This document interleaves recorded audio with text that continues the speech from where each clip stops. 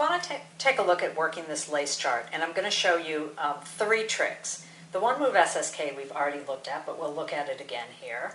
We're going to look at better matching yarn overs, and finally a better way to do your central double decrease. So my first row is not much trick to it. Knit 1, yarn over. There's another chance to look at that One Move SSK. There's my One Move SSK, which is really hard to do while looking through a camera monitor, so I'm going to peek around the monitor to see it in person. There we go. Then we have a knit 1, knit 2 together, and this is what I want to show you about the matching yarn over.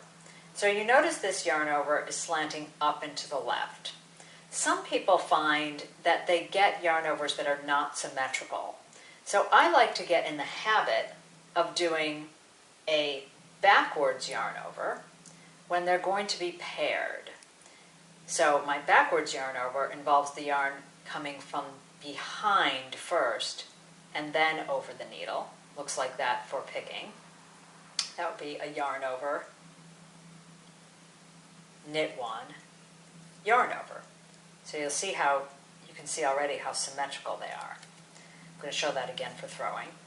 So then I go into my second repeat, my SSK, my knit 1. So let me go to throwing. Oh wait, I only have 2 repeats on the needle, so let me just pull this back. And I'll do that for throwing.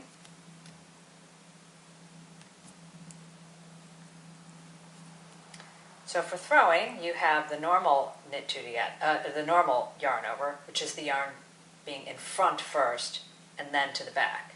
And again, you can see how that's so symmetrical with the backwards yarn over. So there's the yarn over.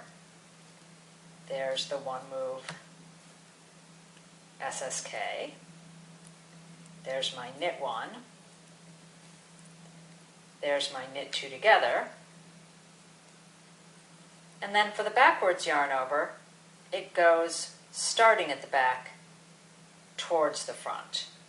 And then we have our last knit. So you're going to have plenty more opportunities to see that. So I'm going to work the other rows of the lace.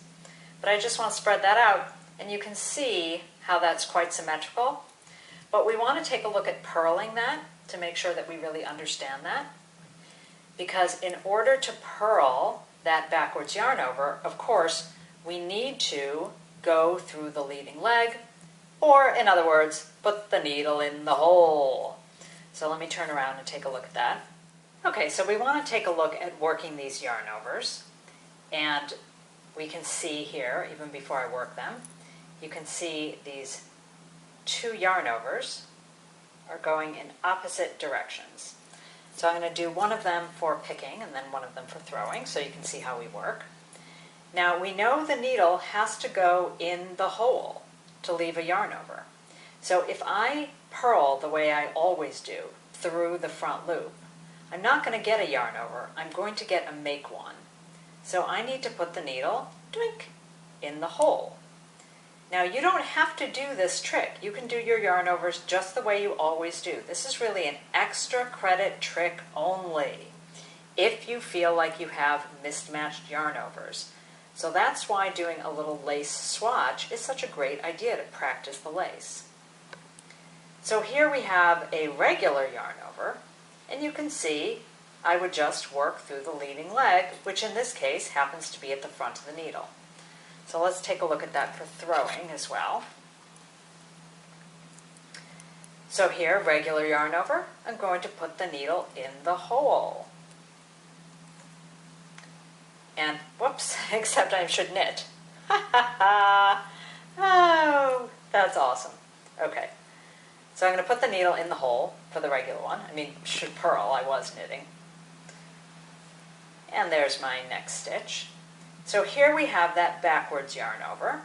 So again, if I purl through the front loop, I will twist that stitch and get a make one. So I need to put the needle in the hole. Right? That's all there is to not twisting your stitch. Put the needle in the hole. Okay, so that's the trick for the yarn over. I'm going to purl my way all the way across, and let's just take a look at the next row of lace, which has my next trick, an easier way to do a central double decrease. See you in a minute. So here I am, I'm ready to work row 3 of the chart. But I just want to let you know a little bit about reading your knitting. So I want to take a look and see, well, how do I know I'm ready to work row 3? Okay, well, I have a chart marker. All right, smarty pants, I meant if I miss my chart marker. So one thing is I have this little marker here that tells me where my lace repeat begins. So the first thing I want to do is see, I have a knit one and a yarn over. Okay, so I look at the possible rows. So row 1 begins with a knit 1 yarn over. Row 3 begins with a knit 1 yarn over. So the question is, did I just finish row 1 and I'm ready to do 3, or did I just finish row 3 and I'm ready to do 5? Well, for that, we need to look at the next stitch. So is the next stitch a knit or the next stitch an SSK? So let's take a look. Once I focus. Okay, so there's knit 1, yarn over, and here's my answer.